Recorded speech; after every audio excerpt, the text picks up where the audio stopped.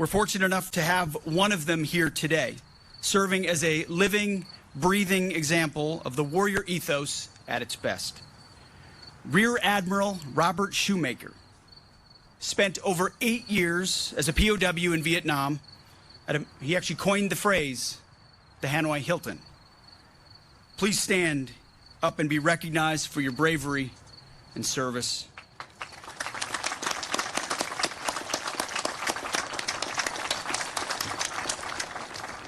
Thank you, Admiral.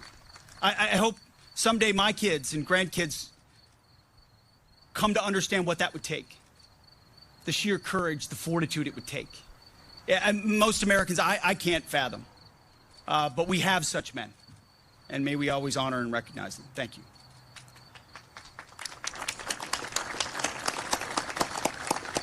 We also want to recognize the families of those who went missing in action. Your Gold Star families who have sacrificed and carry a heavy burden. Miss Jeannie Huffman is one of those. She was just 5 months old when her father, Navy Commander Edward James Jacobs Jr., went missing off the Vietnam coast in 1967. I had a chance to meet her just moments ago.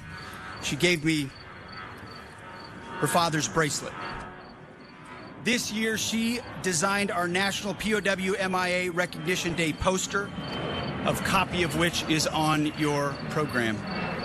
On the poster are a Marine and 4 Army ROTC cadets from Old Dominion University.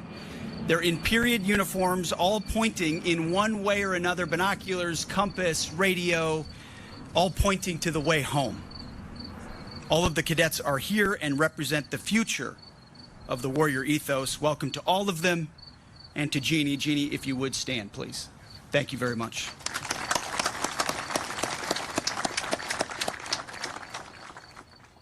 We have combat veterans here today as well.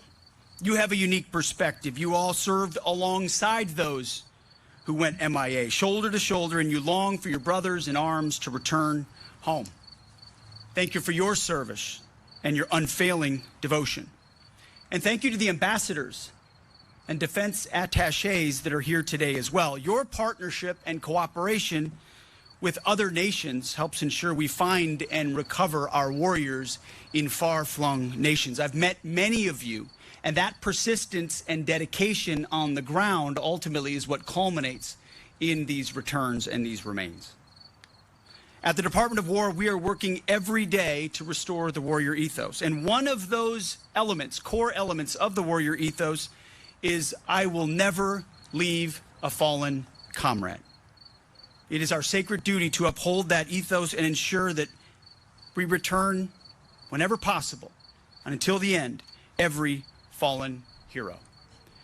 There are nearly 81,000 MIA who never made it back home. World War II, Cold War, Korean War, Vietnam War, the Persian Gulf Wars. Many of them were prisoners of war as well.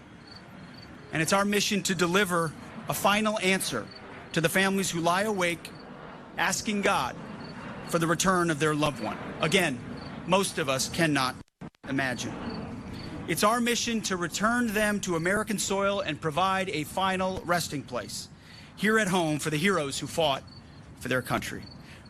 It is our commitment to you that we will work unceasingly to bring our warriors home, and we will never forget their service and sacrifice. The department's agency that's primarily responsible for that sacred mission is the Defense POW MIA Accounting Agency. It is their sole objective to provide the fullest possible accounting for our missing personnel and their families and the nation. Using painstaking historical research, exhaustive on-the-ground excavations, and the most advanced forensic science techniques, the DPAA is steadfast in its accounting for missing Americans, no matter how far away, no matter how long ago. Earlier this year, because it was one of our priorities, I had the opportunity to visit one of the DPAA's forensic laboratories. And I was floored by the dedication and the talent of their over 700 military and civilian professionals. Again, Americans working quietly in far-flung places to keep the promise we made to these troops. While I was there, DPAA's identification of the 100th service member identified from remains turned over by North Korea in 2018 was announced. thanks to a historic agreement secured by President Trump in his first term. Army First Lieutenant William H. Hott, an Ohio native, was killed in action in 1950 in North Korea and was missing in action until his remains were repatriated 78 years later. DPAA identified Lieutenant Hott this year, and he finally received a military funeral last month back home in Ohio, where he is now buried, fittingly, next to his parents. It matters.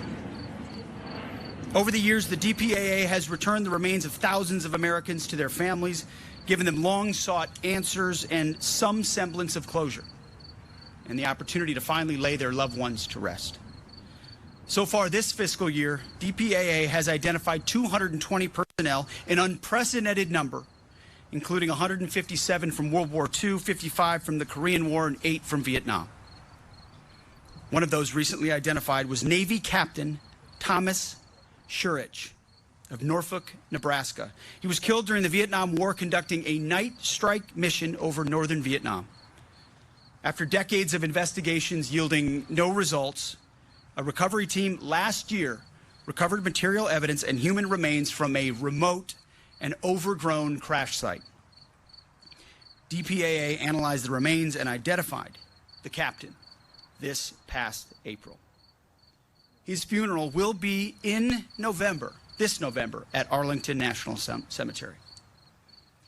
And today, I would like to announce for the first time that the DPAA recently identified the remains of U.S. Army Captain Willibald C. Bianci, a Minnesota native. Captain Bianci served in the Philippines, during which he received multiple wounds in battle and still volunteered to clear Japanese machine gun nests. For his valorous actions, he was posthumously awarded the Medal of Honor. He was later captured and survived the Bataan Death March. Then he moved between POW camps where he saved the lives of several other POWs. He then survived the inadvertent bombing of a Japanese POW transport ship and was eventually killed in the mistaken sinking of the Inora Maru, another Japanese ship transporting American POWs at the time.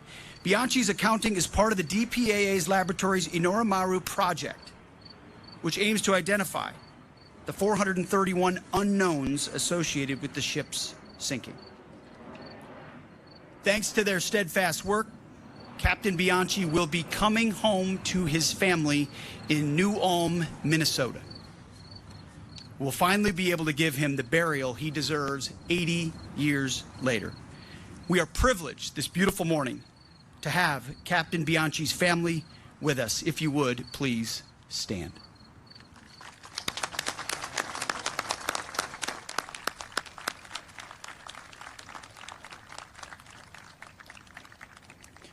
I had a chance to meet them before this ceremony as well, a nephew and 3 nieces, all from New Ulm, Minnesota, which is a Minnesota native, born and raised not that many miles away. I'm familiar with New Ulm. And whether it's New Ulm, Minnesota, or Forest Lake, Minnesota, where I'm from, or Wanamingo, Minnesota, where my parents from, or Iowa, or Ohio, when you add up all the memorial days and the memorial parks and the small places and the graveyards, when you add up all those small towns, and it gives you a tiny sense of the depth of the investment that is required on behalf of free people.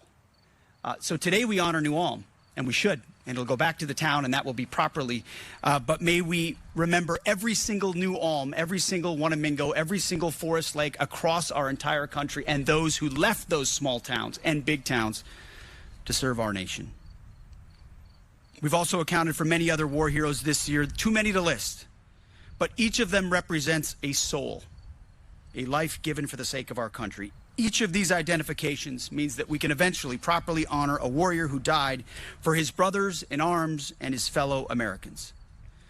DPAA will show an unwavering dedication and passion, ensuring that we do right by our troops and their families. There remain over 38,000 Americans across the world unaccounted for and estimated to be recoverable. They are our goal.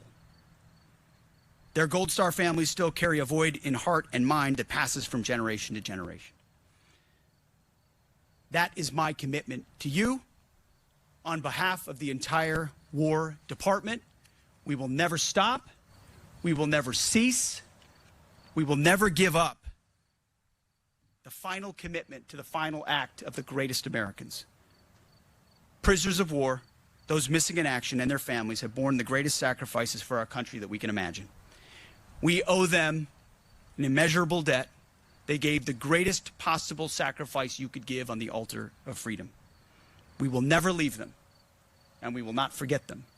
Because what we do now for them then says a lot about us today, and we all pray that someday a Secretary of War here, 50 years from now on this field, is ensuring that anyone lost in future battlefields is brought home. It's all I'd want for myself, for my kids, for our generation of warriors, is the same level of commitment that's unrelenting and never stops. So thank you for all you've given. Thank you for joining us. Thank you for this commitment, and God bless our warriors. Thank you.